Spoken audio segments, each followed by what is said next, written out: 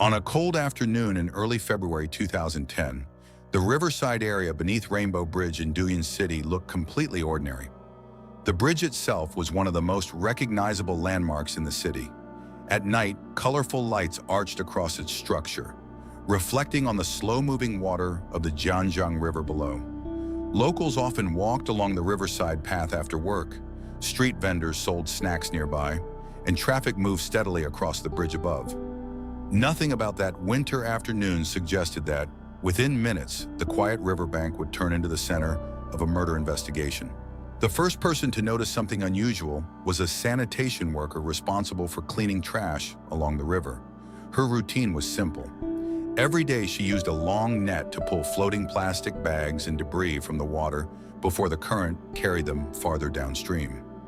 While scanning the surface of the river, she noticed a large white sack drifting slowly near the base of the bridge.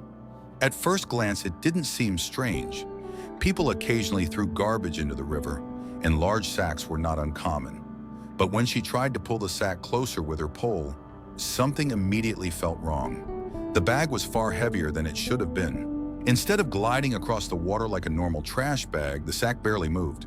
Its lower half remained submerged, as if something dense and heavy was weighing it down.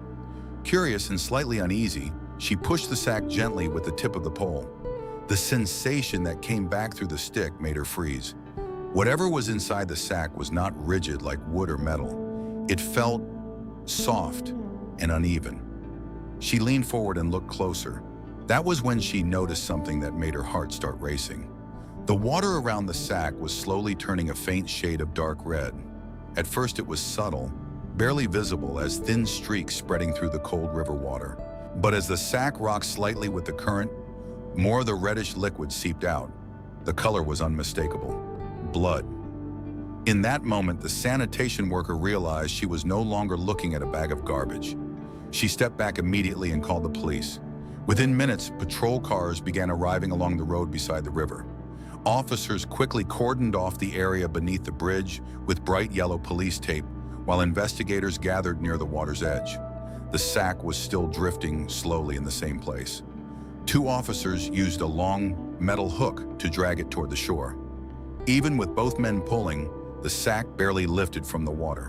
Whatever was inside had significant weight. When the bag finally slid onto the muddy riverbank, a dark red liquid began dripping steadily from its opening. The investigators exchanged glances. They already knew this was going to be a homicide scene. The sack was carefully placed on a plastic sheet for documentation. Photographs were taken from multiple angles before anyone touched the rope tied around the opening. An officer slowly began untying the knots. Layer by layer, the contents inside started to reveal themselves. The first thing they saw was a blanket, then another one. Two old blankets, one faded pink, the other deep red, were tightly wrapped around something large inside the sack. Both blankets had been secured with several lengths of rope, wrapped again and again as if whoever tied them wanted to make absolutely certain the bundle would never come apart. An investigator cut through the rope with a small knife. The blankets loosened. The outer layer fell open, and suddenly the entire scene fell into a heavy, stunned silence. Inside the blankets was the body of an adult man. His arms were tightly bound behind his back, his body curled into an unnatural position from being stuffed inside the sack. But the most disturbing detail wasn't the way the body had been tied. It was the upper part of the corpse, because the body had no head. For a few seconds, nobody spoke.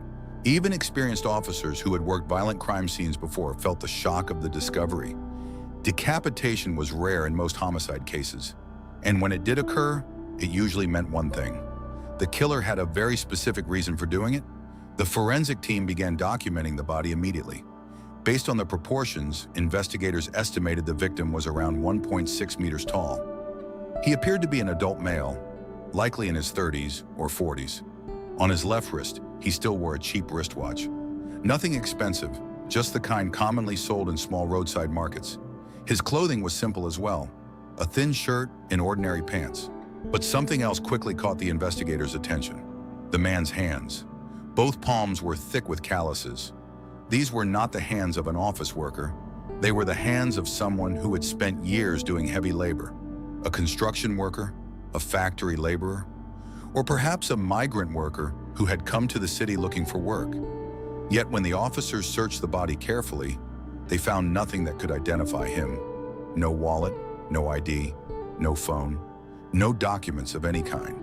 And without the victim's head, facial identification was impossible. Whoever had killed this man had clearly taken steps to make sure he would remain anonymous. In homicide investigations, identifying the victim is often the first and most important step, because once police know who the victim is, they can begin asking the most important question: who would want them dead? But in this case, the killer had removed the very thing that would make identification easiest. The victim's head was gone. And somewhere in Duyan City, there was a murderer who had gone to extreme lengths to make sure this man would disappear without a name. As investigators stood beside the slow-moving river beneath Rainbow Bridge, one question hung heavily over the entire crime scene. Who was the headless man in the sack? And perhaps even more disturbing, where was the rest of him? As the forensic team continued documenting the headless body beneath Rainbow Bridge, the reality of the situation began settling in for the investigators. They weren't just dealing with a murder. They were dealing with a murder where the killer had deliberately tried to erase the victim's identity.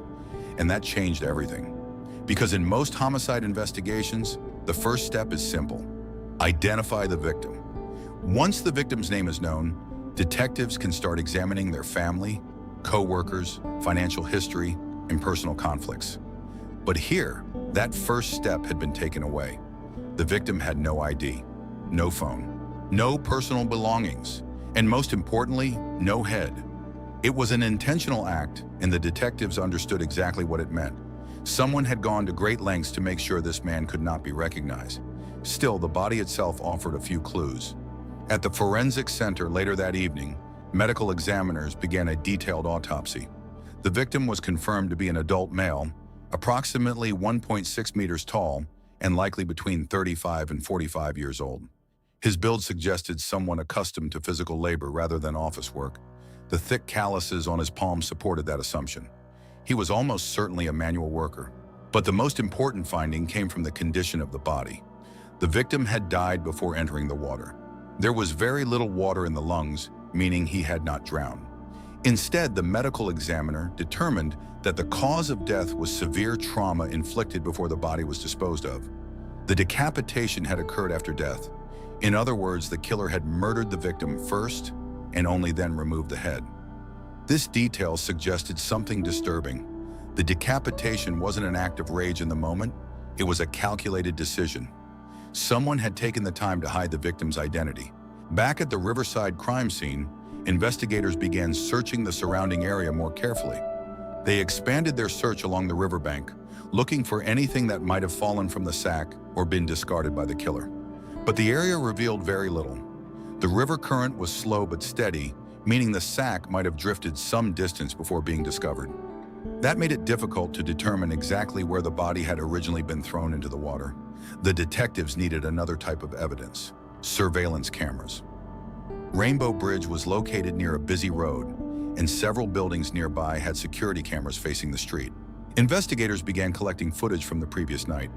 Hour after hour, they reviewed recordings from different angles: traffic cameras, storefront cameras, and cameras mounted on nearby buildings. Most of what they saw was completely normal.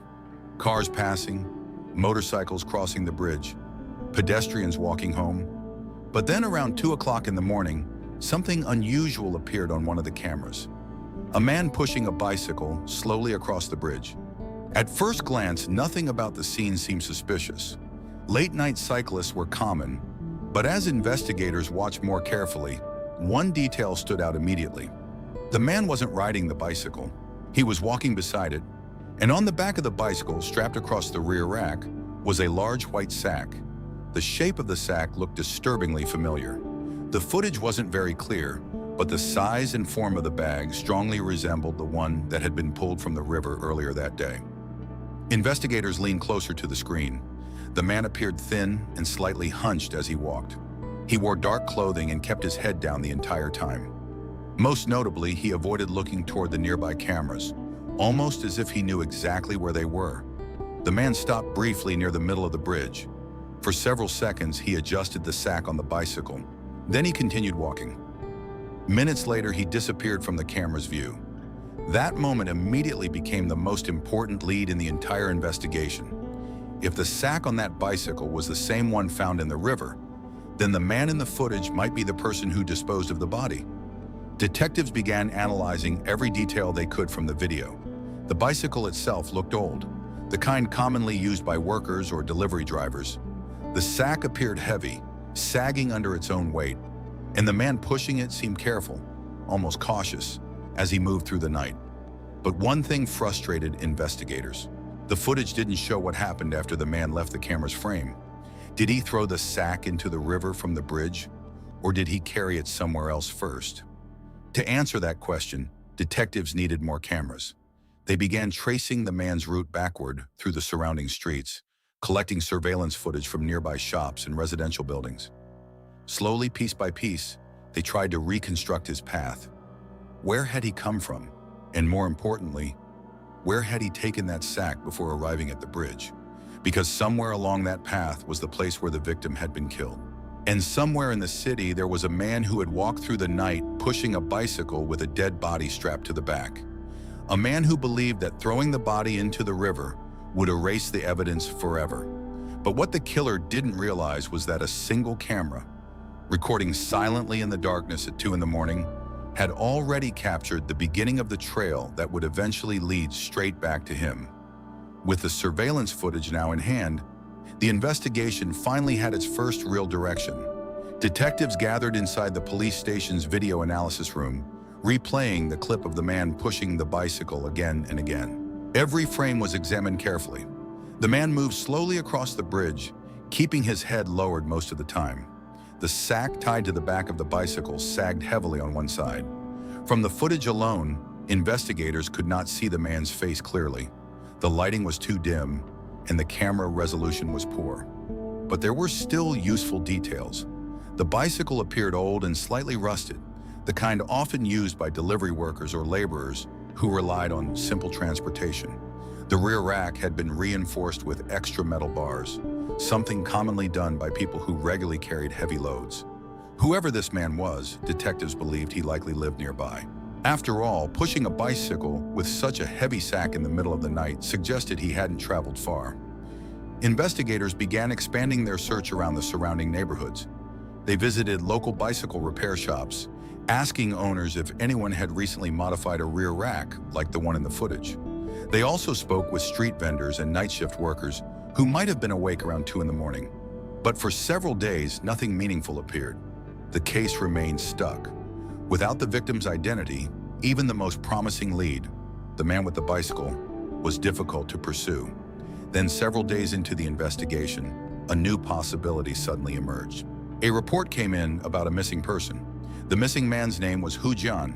According to the report, Hu Jian had disappeared recently after a violent argument with another man in the city. Witnesses claimed the two men had a serious conflict that might have escalated into a physical fight. Immediately, detectives saw potential connections. The timing seemed close. The missing man was also roughly the same height as the headless victim. And most importantly, he had enemies. Investigators began examining Hu Jian's personal relationships. One name quickly stood out: a noodle delivery worker named Zhu Baoping. Several witnesses told police that Hu Jian and Zhu Baoping had been arguing frequently in recent weeks. Their conflict had apparently grown intense enough that neighbors had started noticing it. When detectives reviewed surveillance footage again, they began comparing the physical build of the man pushing the bicycle with Zhu Baoping's appearance. The body shape looked somewhat similar: thin, slightly hunched.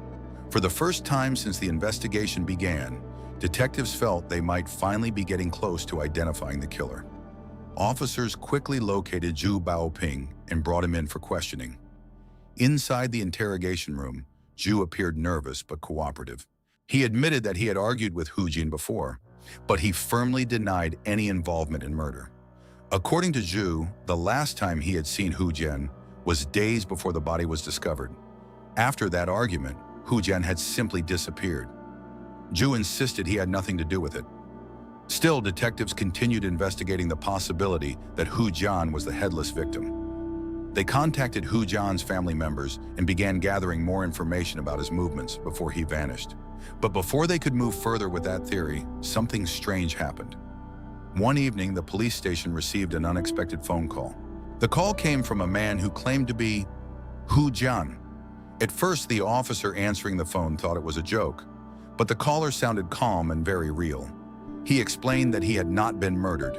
In fact, he was still alive. Hu Jian told the officers that he had recently left home voluntarily after discovering that his wife had been having an affair. Feeling humiliated and furious, he had decided to disappear for a while without telling anyone. He had only learned about the police investigation when a friend contacted him and told him the shocking news. A headless body had been discovered in the river, and somehow, people believed it might be him. The police quickly arranged to verify his identity. Within hours, the truth became clear. Hu Jian was indeed alive, which meant one very frustrating thing for the investigation. The body under Rainbow Bridge did not belong to him. The entire lead had collapsed. Back at the station, detectives stared silently at the evidence board covered with photographs and notes. The one promising suspect they had identified, Zhu Baoping, was no longer connected to the victim. The missing person they thought might solve the case wasn't even dead. Once again, the investigation had returned to the same problem that had haunted it from the beginning. The victim still had no name. Without a name, there was no family to question, no workplace to investigate, no friends who could explain who he was or why someone might want him dead. Somewhere in Duyun City, a man had been murdered, decapitated, wrapped in blankets, and dumped into the river. Yet days later, the police still didn't know who he was. And without that answer, finding the killer was like searching for a shadow in the dark. But the river had not finished giving up its secrets, because only a short distance downstream, another discovery was about to change the direction of the investigation once again. For nearly a week after the false lead involving Hu Jian collapsed, the investigation seemed to drift into silence. Inside the Duyun police station, the evidence board remained almost unchanged. Photographs of the riverbank, the white sack, and the headless body were pinned across the wall, connected with strings that led nowhere. Every detective on the case understood the same harsh reality. Without knowing who the victim was, they were investigating a ghost. But investigators refused to abandon the search around the river. If the killer had thrown the body into the Zhanjiang River, there was always a chance that something else connected to the crime had also been discarded nearby. So teams continued walking along the riverbanks day after day, carefully scanning the muddy shoreline. At first, nothing appeared, just reeds, trash, and debris carried by the slow current. Then several days later, one of the search teams noticed something unusual caught between the rocks along the water's edge. It was another sack. This one was smaller than the first and partially buried in wet mud. The material looked similar to the bag that had contained the body. The officers immediately called the forensic team. Carefully, they lifted the sack from the mud and opened it. Inside were several items wrapped in plastic, a kitchen knife, several pieces of clothing, and all of them were stained with dark brown patches that looked very much like dried blood. The discovery immediately electrified the investigation. If the killer had thrown these items into the river after the murder, they might contain the first real physical evidence of the crime. The items were sealed and sent to the forensic laboratory for testing. But even before the lab results returned, detectives noticed something extremely important. Inside the pocket of one of the blood-stained jackets, there were two folded pieces of paper. They were slightly damp, but still readable. Both pieces of paper contained handwritten information, names, phone numbers, several of them. For the first time since the investigation began, detectives had something they could actually trace. The numbers were quickly entered into the police database. Within hours, investigators began contacting the people listed on the paper. Most of them had no idea why the police were calling. But one of the names eventually led detectives to a small mountain village located in Zhejiang County, not far from Duyun. When officers spoke with villagers there, they began hearing about a man who had recently disappeared. His name was Gao Sibin. Gao was a migrant worker who had traveled to Duyun City to earn money through temporary construction jobs. Like many workers from rural areas, he lived in a small rented room and sent most of his income back to his family. According to the villagers, Gao had not been seen for several days. At first, his disappearance didn't raise immediate concern. Migrant workers often moved between jobs or cities without much notice. But when detectives showed the villagers photographs of the clothing recovered from the sack, several people immediately recognized them. They belonged to Gao Zibin. That moment changed everything. For the first time since the investigation began, the headless body had a possible identity. Detectives quickly traveled back to Duyun City and located the small rental room where Gao had been living.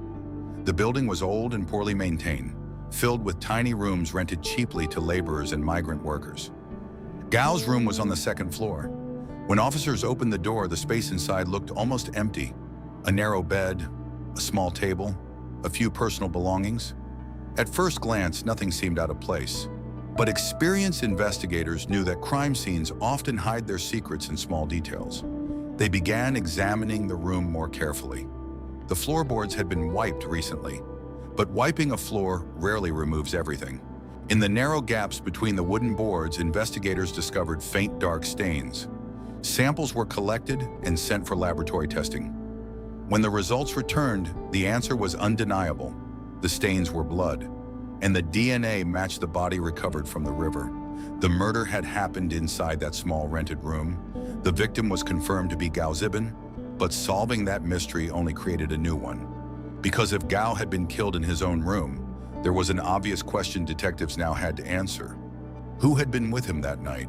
Who had the opportunity to enter the room, kill him, cut off his head, wrap his body in blankets, and transport it across the city to the river?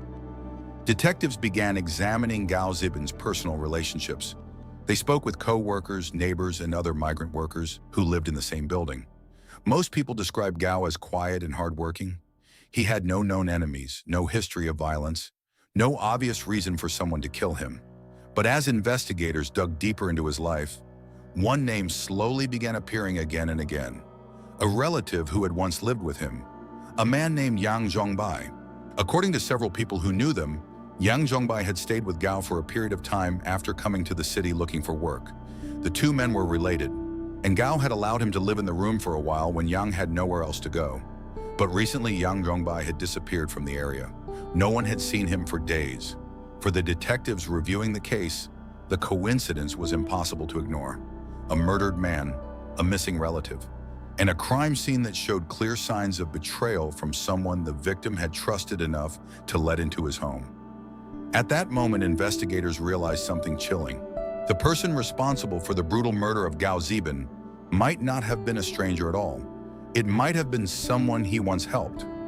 Once the name Yang Zhongbai surfaced in the investigation, detectives immediately began searching for him. Compared to many homicide cases, this was actually a fortunate situation for investigators. Yang was not a stranger passing through the city. He was someone connected directly to the victim, someone who had lived in the same room as Gao Zibin for a period of time. If Gao had been murdered inside that room, Yang was one of the few people who could have had both the opportunity and the access to commit the crime. Police quickly pulled Yang Zhongbai's personal records. He was in his 30s, originally from a rural village in the same region as Gao Zibin. Like many migrant workers, he had traveled to Duyun City in search of work. But unlike Gao, Yang had struggled to keep stable employment. People who knew him described him as quiet but withdrawn. He often kept to himself and rarely spoke much about his personal life. However, there was one detail that immediately stood out to investigators. After Gao Zibin disappeared, Yang Zhongbai had also vanished. No one in the rental building had seen him for several days. For detectives, that coincidence was impossible to ignore.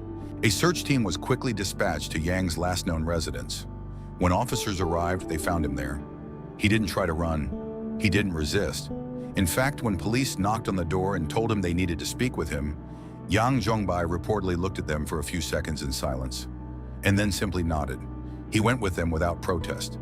Inside the interrogation room at the police station, Yang sat quietly across from the investigators. At first, the detectives followed the usual process. They asked him basic questions about his relationship with Gao Zibin. Yang admitted that the two men were relatives. He confirmed that Gao had once allowed him to stay in the rented room when he first arrived in the city. According to Yang, Gao had helped him when he had nowhere else to go. But when investigators began asking about the night Gao disappeared, something unexpected happened. Yang suddenly lowered his head. For several seconds, he didn't speak. Then he said something that immediately stunned the detectives in the room. "I killed him." The confession came so suddenly that even the investigators were momentarily caught off guard. Murders rarely unfolded this way. Most suspects denied involvement. Some lied, some stayed silent.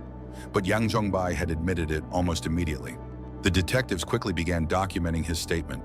According to Yang's confession, the murder had happened inside Gao Zibin's rented room. On the night of the crime, the two men had been drinking together. There was no argument, no fight. At least, not at first. But behind Yang's calm behavior that evening, something darker had been building for a long time. Jealousy. According to Yang, he had spent months watching Gao Zibin slowly build a better life in the city. Gao had steady work. He earned regular wages. He was able to send money home to his family. In Yang's mind, Gao represented everything he had failed to achieve. While Gao's life seemed stable, Yang felt trapped in a cycle of temporary jobs and constant financial struggles. Over time, those feelings began to grow into resentment. Then something happened that pushed Yang over the edge. Shortly before the murder, Gao had received a payment from his construction work. It included both wages and a bonus. To Yang, who was struggling to survive in the city, the money seemed like proof of Gao's success. And in Yang's mind, that success slowly turned into a reason for hatred. On the night of the crime, the two men drank together in Gao's small rented room. Eventually, Gao became intoxicated and fell asleep. Yang watched him lying there. At that moment, according to his confession, a thought crossed his mind. If Gao disappeared, the money would be his. What happened next unfolded with disturbing simplicity. Yang took a kitchen knife from the room. While Gao slept, he stabbed him repeatedly.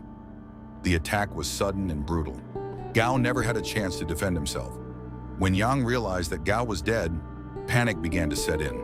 He now had a body in the room, a body that could easily be identified. That was when he made the decision that would turn the case into something far more disturbing. He decided to remove the head. Yang believed that without the victim's head, the police would not be able to identify the body. And if the victim could not be identified, the murder might never be traced back to him. After committing the crime, Yang wrapped the body in blankets from the room. He tied the bundle tightly with rope and stuffed it into a large sack. Then, under the cover of night, he loaded the sack onto the back of his bicycle.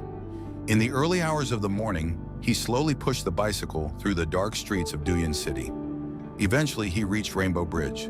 From there, he dumped the sack into the river. And for a short time, Yang Zhongbai believed the river would carry the evidence away forever. But what he didn't realize was that one small detail had already betrayed him. A security camera had quietly recorded him walking across the bridge at 2 o'clock in the morning. A man pushing a bicycle, with a heavy sack tied to the back. The same sack that would later reveal the truth behind the brutal murder of Gao Zibin. After Yang Zhongbai's confession, the investigation that had once seemed hopeless suddenly moved forward with chilling clarity. Detectives returned to the Jianjiang River with Yang under police escort. According to his statement, after dumping Gao Zibin's body beneath Rainbow Bridge, he had disposed of the severed head separately in an attempt to make identification even more difficult. Guided by Yang's directions, search teams began combing sections of the river downstream. It did not take long. Buried beneath mud and debris along the riverbank, investigators eventually located what they were looking for: the missing head of Gao Zibin. Forensic testing later confirmed the match. With that discovery, the physical evidence now aligned perfectly with Yang Zhongbai's confession. The timeline, the murder weapon, the blood stains in the rented room, the discarded knife, and the surveillance footage of the bicycle all pointed to the same conclusion. The case was effectively solved. For the detectives who had spent days trying to identify a nameless victim, the relief was real. What had begun as one of the most disturbing discoveries in the city had now reached its final explanation. But the story itself left a deeper unease. Because Gao Zibin had not been killed by a stranger. He had been killed by someone he had once helped. Back in their rural hometown, Gao had known that Yang Zhongbai was struggling. When Yang first arrived in Duyan City looking for work, he had nowhere to stay. So Gao allowed him to move into the small rented room. He shared food with him. He gave him a place to sleep. In many ways, Gao had treated Yang not just as a relative, but as someone he felt responsible for helping. And yet in the end, that kindness had placed him directly beside the person who would take his life. When the case went to court later that year, prosecutors described the crime as both brutal and calculated. Yang Zhongbai had not acted in self-defense, nor had he killed in the heat of an argument. Instead, he had waited until Gao was asleep. Then he carried out the attack deliberately. The court found him guilty of intentional homicide. In August 2010, Yang Zhongbai was sentenced to death. For many people in Duyan City, the case remained difficult to forget. The image of the white sack drifting beneath Rainbow Bridge had left a lasting impression. But what stayed with investigators the most was not just the violence of the crime, it was the motive. Not revenge, not desperation, but jealousy. A quiet resentment that had slowly grown inside one man as he watched someone close to him build a life he believed he deserved instead. In the end, the Zhanjiang River had not hidden the truth. The current had carried the evidence just far enough for someone to notice. A sanitation worker pulling trash from the water, a security camera recording silently at 2 in the morning, and a sack that refused to sink quietly beneath the surface. Without those small details, Gao Ziban might have remained a nameless victim forever. Instead, the truth surfaced piece by piece until the entire story of what happened that night finally came to light.